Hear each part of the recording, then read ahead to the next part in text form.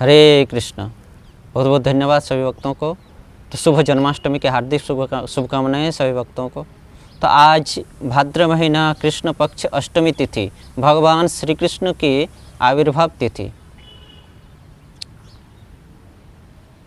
इस तिथि के दिन भगवान श्री कृष्ण इस धरती में अवतरण किए थे, आविर्भूत हुए थे, जन्म ग्रहण किए थे। किसके लिए? ना भगवान श्री कृष्ण भगवद गीता में कहे हैं कि क्यों वो अवतरण करते हैं इस पृथ्वी में। परित्राणाय साधुनाम विनाशाय च दुष्कृताम धर्म संस्थापनार्थाय संभवामि जुगे जुगे। साधुओं को परित्राण करने के लिए, दुष्टों को विनाश करने के लिए और धर्म की पुनः प्रतिष्ठा करने के लिए वो युग युग में अवतरण करते हैं। तो भगवान श्री कृष्ण ये भगवद गीता में स्वयं अपने मुँह से, अपने मुखारविंद से भगवान श्री कृष्ण कहे हैं। फिर भी ये कारण तो है, लेकिन ये कारण क्या है? गौण कारण। कृष्णदास कविराज गोस्वामीपाद चैतन्य चरितामृत के जो लेखक है कृष्णदास गोस्वामीपाद ने चैतन्य चरितामृत ग्रंथ में वर्णन किए हैं कि ये भगवान की गौण कारण है। इसके अलावा भी भगवान का एक मुख्य कारण है इस धरती में आने का। वो क्या है?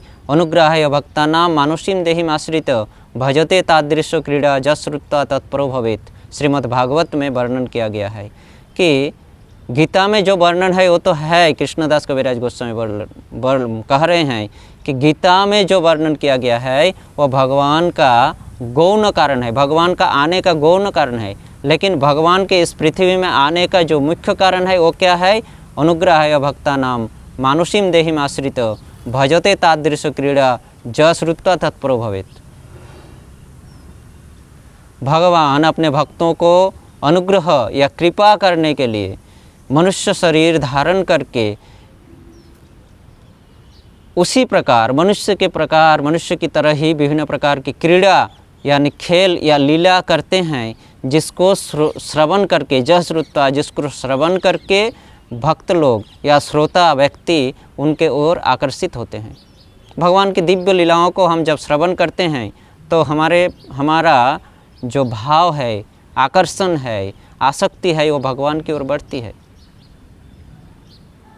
तो इसलिए भगवान का जो आने का मुख्य कारण है वो क्या है? ये अनुग्रह है भक्तों को विशेष कृपा करने के लिए वो मनुष्य शरीर धारण करके आते हैं और खेल खेलते हैं, विभिन्न प्रकार की दिव्य लीलाएं करते हैं। और उन दिव्य लीलाओं को जब हम सुनते हैं तो हम उनके ओर आकर्षित होते हैं और कृष्ण की ओर धीरे धीरे आगे बढ़ते हैं। तो भगवान श्री कृष्ण आए हैं हमें आकर्षण करने के लिए, आकर्षण करके चुंबक की तरह आकर्षण करके अपनी ओर खींचकर, अर्थात आकर्षित करके उनकी दिव्य लीलाओं को, उनकी दिव्य लीला माधुर्यों के द्वारा हमें उनके प्रति आकर्षित करके उनकी ओर ले जाने के लिए भगवान इस धरती में आते हैं। तो गोपाल चंपू ग्रंथ में वर्णन है कि भगवान इस कारण अवतरण किए थे आज से 5249 यानी 5249 साल पहले। 5249 साल पहले भगवान इस धरती में अवतरण किए थे, बद्ध जीवों को विशेष कृपा प्रदान करने के लिए। गोपाल चंपू ग्रंथ में वर्णन है।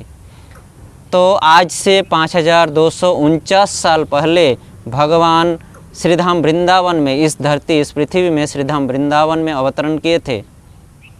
हम सबको जानते हैं भाद्र महीना कृष्ण पक्ष अष्टमी तिथि के दिन रात्रि 12 बजे भगवान अवतरण किए थे मथुरा में कंस के कारागार देवकी और वसुदेव के पुत्र के रूप में।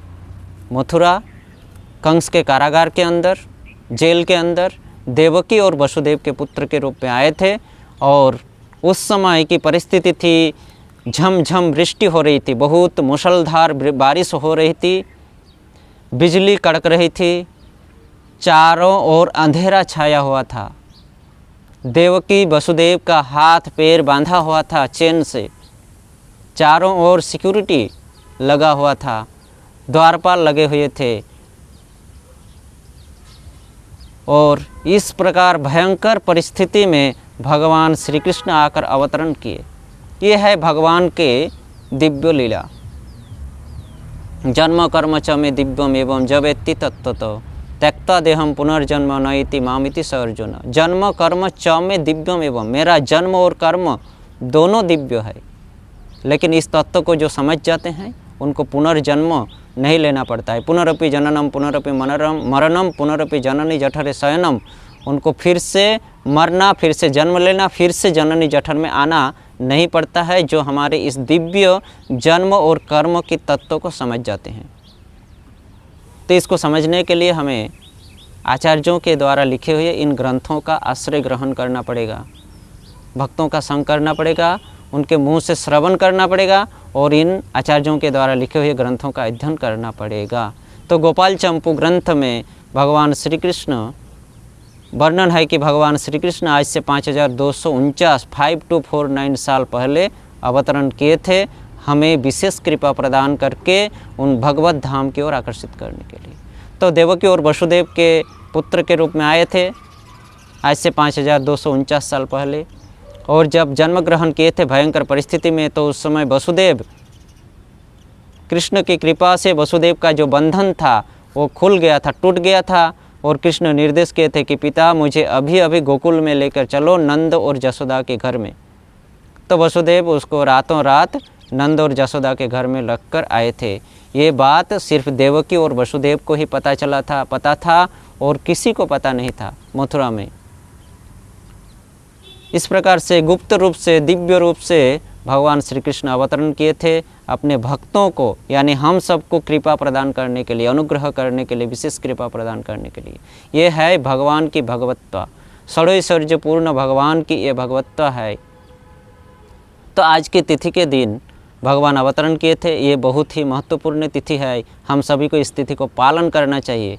वर्णन है शास्त्र में कि जो इस तिथि के पालन नहीं करते हैं, भगवान के आविर्भाव तिथि, महाप्रभु का आविर्भाव तिथि, नरसिंह भगवान के आविर्भाव तिथि, श्री रामचंद्र के आविर्भाव तिथि इत्यादि, खास करके ये भगवान श्री कृष्ण की आविर्भाव तिथि भाद्र महीना शुक्ल पक्ष अष्टमी तिथि को जो पालन नहीं करते हैं, शास्त्र में वर्णन है, उनको घोरतर पापों में लिप्त होना पड़ता है। वो घोरतर पाप क्या है ना, कहा गया है कि जो व्यक्ति जन्माष्टमी तिथि को नहीं पालन करते हैं, भगवान श्री कृष्ण के अवतरण तिथि को जो व्यक्ति पालन नहीं करते हैं, उनको बाज पक्षी का मांस, गर्दभ यानी गधा का मांस और नर मांस यानी मनुष्य का मांस भक्षण से जो पाप होता है, उन पापों का भार ग्रहण करना पड़ता है। यानी जो जन्माष्टमी तिथि को पालन नहीं करेंगे, उनको बाज पक्षी के मांस खाने से, गधे का मांस खाने से और मनुष्य का मांस खाने से जो पाप होता है, उनको वो पाप लगता है। इसलिए जन्माष्टमी तिथि के दिन अनाज भक्षण मना है। जन्माष्टमी तिथि, गौर पूर्णिमा, नृसिंह चतुर्दशी इत्यादि तिथियों में अनाज भक्षण इसलिए मना किया गया है कि इस तिथि के दिन अगर कोई व्यक्ति जानबूझ के भी, जान के हो या अजान के हो, अगर हम सबको अवगत है कि ये कृष्ण की अष्टमी तिथि है, कृष्ण का आविर्भाव दिन है, जन्मदिन है कृष्ण का, फिर भी हम लोग अपनी अलसता के कारण, अपनी विभिन्न त्रुटियों के कारण, जीव की जो त्रुटियां हैं, उन त्रुटियों के कारण, खास करके अपनी अलस्यता के कारण हम लोग इंद्रिय तृप्ति करने के लिए हम लोग भोजन कर लेते हैं, अनाज ग्रहण कर लेते हैं। लेकिन शास्त्र में वर्णन है कि इस तिथि के दिन अगर कोई व्यक्ति भोजन करते हैं, अनाज ग्रहण करते हैं, तो उनको इस प्रकार के घोरतर पापों में लिप्त होना पड़ता है। बाज का मांस, गधे का मांस और मनुष्य का मांस खाने की जो पाप है, उन पापों में लिप्त होना पड़ता है, घृणित पाप है। तो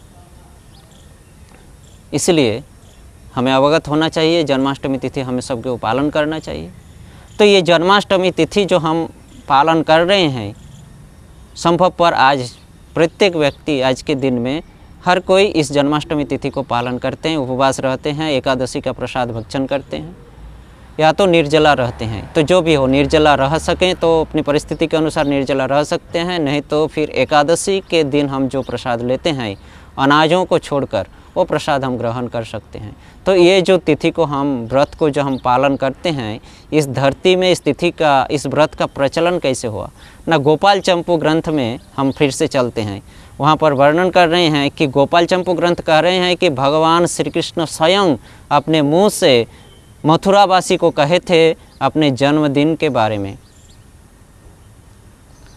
कब ना, जब भगवान श्री कृष्ण मथुरा आए वृंदावन से, कृष्ण और बलराम जब मथुरा आए और वहाँ पर आकर कंस को वध किए, कंस को मारे, और कंस को मारने के बाद पुनः उग्रसेन को जब राजा बनाया गया, तो उस समय भरी सभा में उग्रसेन, महाराज उग्रसेन और सारे प्रजा मथुरावासी संशय से कृष्ण को पूछे थे कि आप कौन है, क्या आप देवकी के पुत्र हैं? अगर आप देवकी के पुत्र हैं तो आप ये बताइए कि देवकी के हर पुत्र को कंस जन्म लेते ही मार दिए थे, तो आप किस प्रकार से देवकी के पुत्र हुए? क्योंकि कंस का जो निधन था, कंस का जो मृत्यु था, वो देवकी के पुत्र के हाथ में ही था। इसके अलावा कोई और कंस को नहीं मार सकता था। तो हे कृष्ण, आप कंस को मारे हो तो क्या आप देवकी के पुत्र हो? अगर आप देवकी के पुत्र हो तो आप कैसे आए? हम लोगों को तो पता है कि कंस देवकी के प्रत्येक पुत्र को, हर पुत्र को मार दिए थे जन्म लेते ही, तो आप किस प्रकार से आए कृष्ण? कृपा पूर्वक बताइए। उस समय कृष्ण कहे थे उग्रसेन आदि मथुरावासियों को कि भाद्र महीना कृष्ण पक्ष अष्टमी तिथि के दिन रात्रि दोपहर 12 बजे बुधवार को मैं देवकी और वसुदेव के पुत्र के रूप में इसी मथुरा नगरी में कंस के कारागार में अवतरण या जन्म लिया था, और मेरे ही निर्देश से मेरे पिता वसुदेव मुझे उठाकर जमुना पार करके गोकुल में नंद और जसोदा के घर में रख कर आए थे। तो इस प्रकार जब उग्रसेन आदि मथुरावासी सुने कि भाद्र महीना कृष्ण पक्ष अष्टमी तिथि के दिन देवकी के पुत्र के रूप में ये कृष्ण अवतरण किए थे, तो ये उस समय महाराज उग्रसेन ने प्रचार किए कि आज से हम कृष्ण की ये जन्मदिन को पालन करेंगे। हे कृष्ण, आपका जो जन्मदिन है कृष्ण पक्ष अष्टमी तिथि भाद्र महीना के, उस तिथि को हम लोग पालन करेंगे। तो इस प्रकार भगवान श्री कृष्ण स्वयं उग्रसेन आदि मथुरावासी को अपने जन्म तिथि के बारे में बताए थे, और उग्रसेन आदि मथुरावासी जन्म तिथि का पालन करने का संकल्प लिए थे कृष्ण के सामने ही।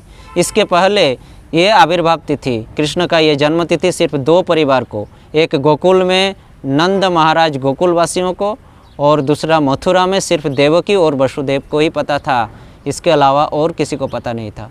तो जब कृष्ण के वसुदेव ने कृष्ण को जब गोकुल में रख कर आए नंद महाराज के घर में, नंद जसोदा के घर में, तो दूसरे दिन अष्टमी के दूसरे दिन नवमी तिथि के दिन नंद महाराज अपने पुत्र की कल्याण के लिए मांगलिक कर्म जिसको कहा जाता है महोत्सव मनाए थे, जिसको हम आज नंद महोत्सव के नाम से जानते हैं।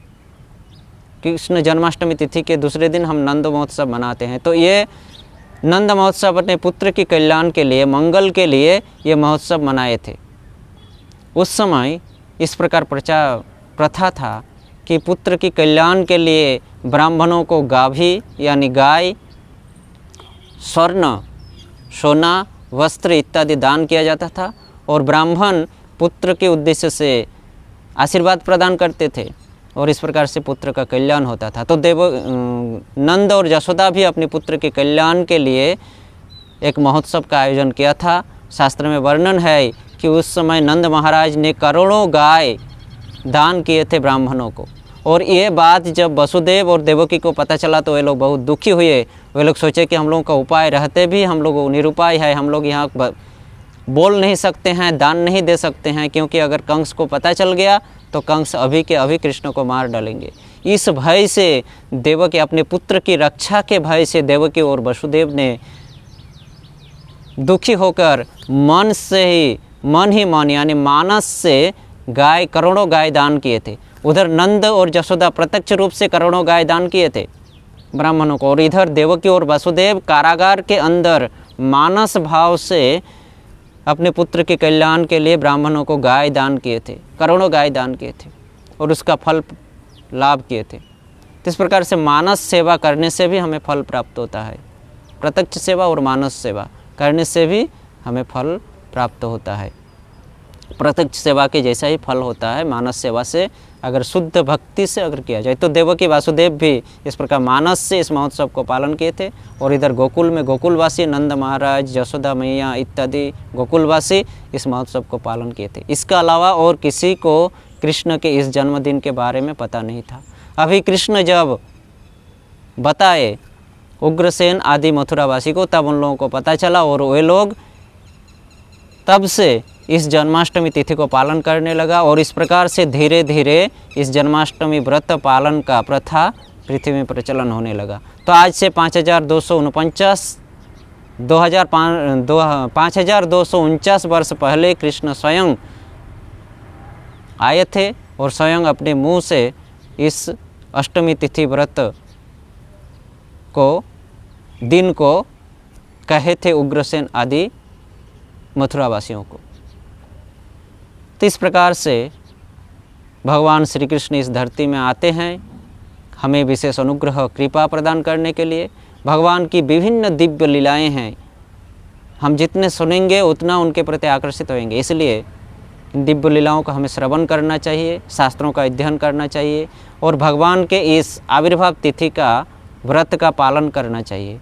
तो सभी को विनम्र निवेदन, भगवान की ये अष्टमी तिथि को पालन करिए, भगवान की अहेतु की कृपा को लाभ करिए, और अपने जीवन को धन्यातीत करके भगवान के धाम भगवत धाम गोकुल को लौटकर चलिए, गोलोक धाम को लौटकर चलिए। हरे कृष्ण कृष्ण कृष्ण हरे हरे, हरे राम राम राम हरे हरे।